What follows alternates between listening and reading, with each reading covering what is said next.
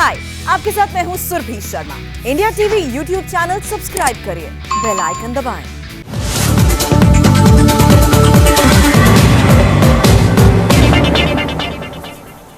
देश में इस वक्त एक ऐसी सियासत चल रही है, इसका मंत्र है जाति तो पूछेंगे।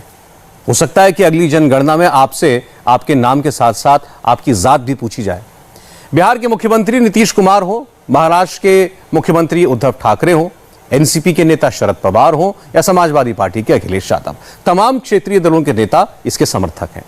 आज नीतीश कुमार बिहार के 10 दलों के नेताओं के साथ प्रधानमंत्री मोदी से मिले। उन्होंने जातिगत जनगणना की मांग प्रधानमंत्री के पाले में डाल दी। जातिगत जनगणना का सवाल आया, तेजस्वी यादव और नीतीश कुमार को साथ लाया, बिगड़े सियासी रिश्तों में नई बहार लाया।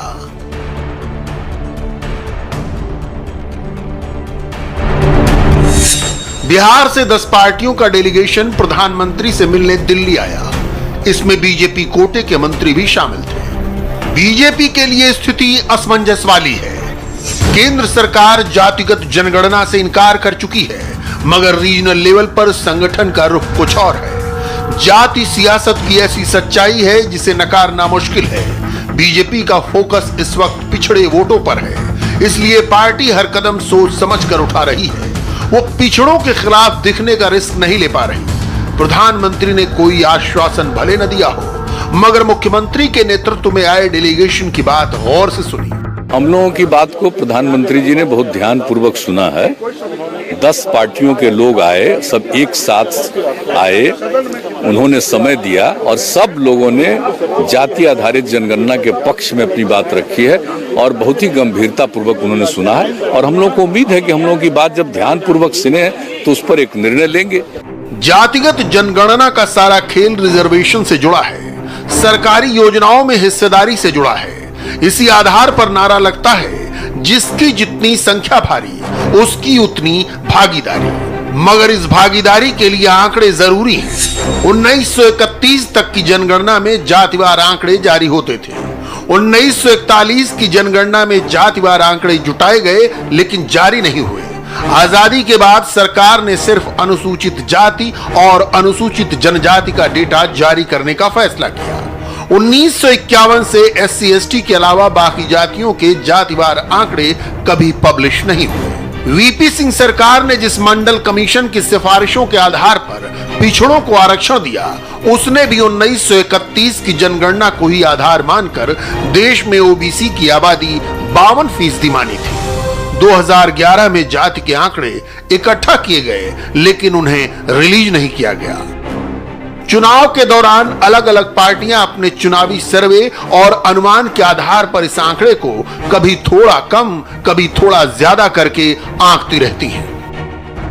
प्रश्न जब पूछा गया पार्लियामेंट में तो बोला गया कि कोई पॉलिसी नहीं, लेकिन आपको भी पता है आदरणीय लालू जी, मुलायम सिंह जी, यूपी के सरकार में मनमोहन जी के समय में जातीय, शैक्षणिक और आर्थिक जनगणना हुई थी। लेकिन उसके आंकड़े जब केंद्र सरकार जो भी रहे, उसके बाद स्पष्ट जो जानकारी हम लोगों को नहीं मिली, ये बताया गया कि भाई करप्ट हो गया है डेटा। और हम लोगों ने कई बातें रखी कि भाई कैसे इंटरेस्ट में है, और ये भी बात की कि इसका कोई विरोध नहीं करता। अगर जातीय जनगणना से उन्माद फैलेगा, जातिवादी कहलाओगे, तो धर्म की भी गिनती नहीं होनी चाहिए। क्यों गिन रहे? तब तो धर्म में भी जो है आपका राइट होगा। तो वो भी अब तक तो हुआ नहीं ऐसा कि सेंसस से रिलीजन में लड़ाई हो जाए, तो ऐसी बात तो नहीं है। दूसरी बात, खर्चे की जहाँ तक आई, तो भाई जो सेंसस ऑलरेडी होता है ST का, SC का, आपका माइनॉरिटीज़ का, तो उसमें एक कॉलम ही जोड़ना है। जब खर्चा जब जानवरों के लिए हो रहा है, गिनती के लिए, पर्यावरण के लिए हो रहा है, पेड़ पौधों के लिए हो रहा है, तो आपको पता तो चलेगा कि भाई कौन किस जात के हैं, तभी तो रिजर्वेशन में भी लागू करने में भी लोगों को सहूलियत होगी। जातिगत जनगणना की मांग करने वालों का तर्क है कि इससे पिछड़ों, अति पिछड़ों की शैक्षणिक, सामाजिक, राजनीतिक और आर्थिक हैसियत का पता चलेगा। उनकी बेहतरी के लिए मुनासिब नीति निर्धारण हो सकेगा। ओबीसी आरक्षण का कोई मौजूदा आधार नहीं है। अगर जातिगत जनगणना हुई तो इसका एक ठोस आधार होगा। जनगणना के बाद संख्या के आधार पर आरक्षण के ढांचे में भी बदलाव करना पड़ सकता है। क्या अगला कदम आप लोग का ये होगा कि जो 27% का जो कैप है उसको भी बढ़ाया जाए? नहीं, देखिए, पहले तो अभी ये हो जाए, इसके आगे क्या क्या होगा ये तो देश हित में, राज्य हित में सब निर्णय लिया जाएगा। बिहार के, देश के जनता के हित के लिए पर्सनल किसी का इंटरेस्ट नहीं है। पर्सनल तो हम लोगों का एक ही है सोच कि देश के जनता के लिए बेहतर हो। तो ये सब चीज़ें जो भी ये सारी चीज़ें होगा तो निश्चित तौर पे बहुत सारी चीज़ें आएंगे, उनके विकास की बात होगी, उनके लिए हर एक एजेंडा को हम लोग सेट करेंगे कि किनके लिए कितना चीज़ें रखा। जैसे आज SC ST के लिए हम लोग हर बजट में 15% उनके लिए अलग से रखते हैं। उसी तरीके से सारी चीज़ें होने के बाद पता चल जाएगा। बहुत ऐसी जाति है जो बहुत बड़े संख्या में, लेकिन उनको लोग नहीं जान रहे, नहीं पहचान रहे। SC और ST को जो आरक्षण मिलता है उसका आधार उनकी आबादी है।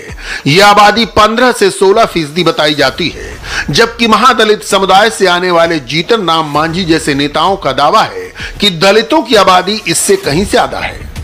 भाजपा के प्रति सब लोग ऐसा कह रहे थे कि भाजपा नहीं चाहती है जातीय जनगणना, तो भाजपा का भी डेलीगेट है और एक डेलीगेशन में आया हुआ स्पष्ट रूप ने कहा कि वह जातीय जनगणना हो, इसमें किसी को कोई ये नहीं है, हम लोग सब साथ हैं। उसी प्रकार से हम लोगों ने भी कहा कि भाई शेड्यूल कास्ट, शेड्यूल टाइप की जनसंख्या बढ़ी है, गरीबों की जनसंख्या बढ़ती है ज़्यादा, इसमें कोई ये नहीं है। और उसी अनुसार आज 16% जो आरक्षण दिया जा रहा है वो गलत है। तो जब तक जनगणना उसकी नहीं होगी तब तो फिर कैसे उसका आरक्षण आगे बढ़ेगा। इसलिए महामहिम से हमने कहा कि भाई इस जातीय जनगणना को हर हालत में करवाइए, आपका नाम बढ़ेगा, ये ऐतिहासिक निर्णय होगा।